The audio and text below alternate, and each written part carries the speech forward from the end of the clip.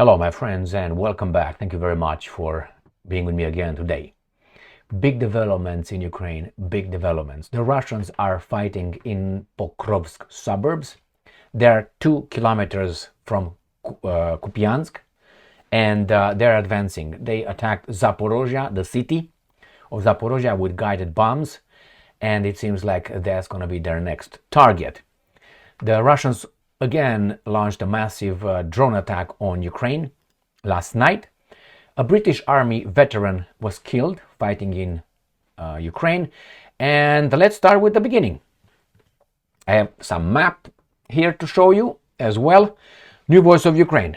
Russian troops push through Toretsk, advance in Pokrovsk suburbs. So let me show you where that is. This is the map of Ukraine. This is where the hostilities are occurring, the front. Now, Pokrovsk is located on the tip of this little bulge here, and Toretsk is right here. So this is in Donetsk People Republic or Donetsk Oblast. So Pokrovsk is right here. The Russians call it Krasnoarmeysk. This is right here. The Ukrainians, this is a Ukrainian outlet, New Voice of Ukraine. They claim that the Russians advanced in Pokrovsk suburbs right here. And then they say they also advanced in right here. This is Toretsk. They call it differently, obviously, the Russians here, but this is Toretsk, and the Russians are advancing. Probably they're going to encircle it. Let's see what these guys are telling us about all this. Russian troops continue their advance through the Ukrainian city of Toretsk in Donetsk Oblast. According to the updated maps of this front sector, the enemy also gained grounds in the village of Pishchanie. That's right next to, right here. This is next to Toretsk is Pishchanie, right there. Village of Pish, and push forward near Papilapa, Likataka, Bakaraka, Vikaraka, and the city of Kurakove. Kurakove already fell.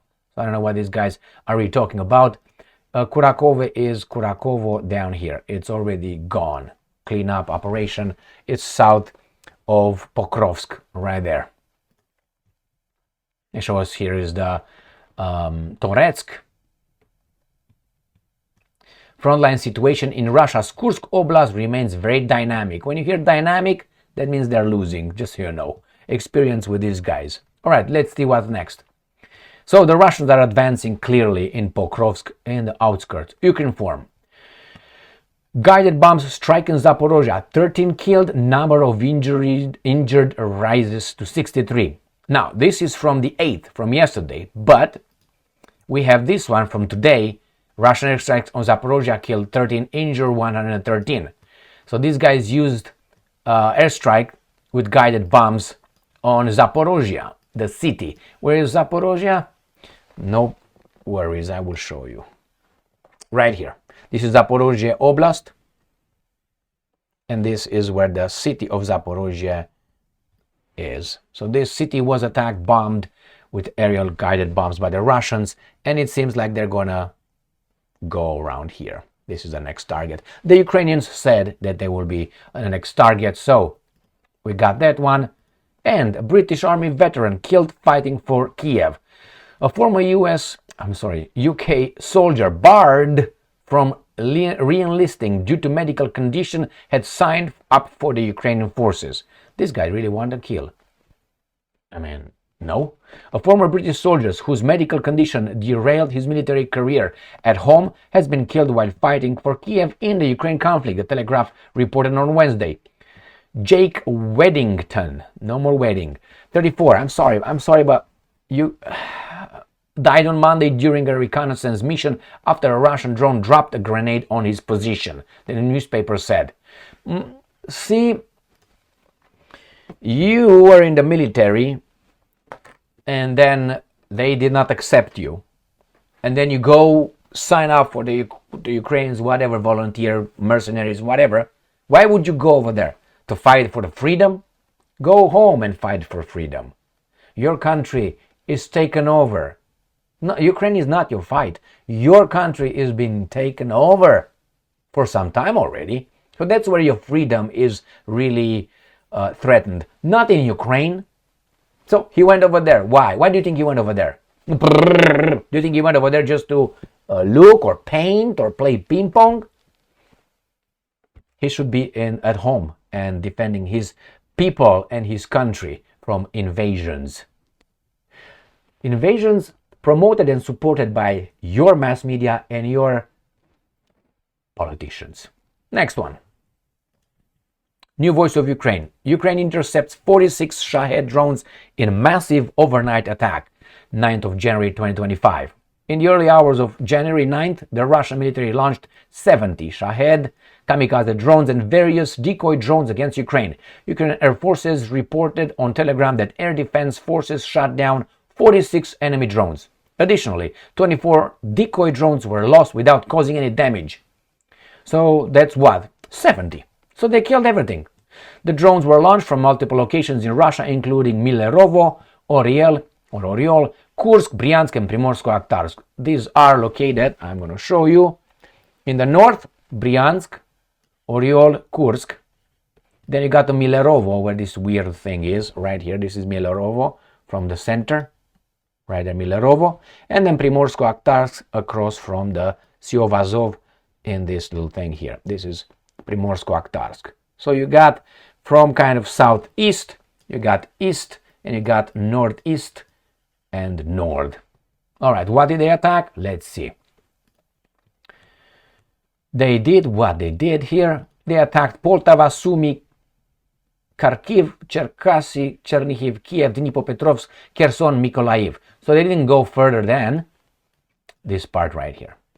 This is, so half, the eastern part, to Mykolaiv, Dnipropetrovsk, Cherkasy, this area they bombed.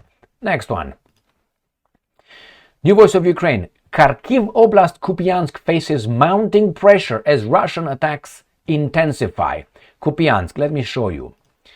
Kupiansk is right here in Kharkiv Oblast. Kharkiv, the Ukrainians, Kharkov, the Russians. Here is Kupiansk. What do you think will happen here? These guys try to come over here, There's 2 kilometers away from Kupiansk in Kharkov. I'm going to show you. All right, where are they?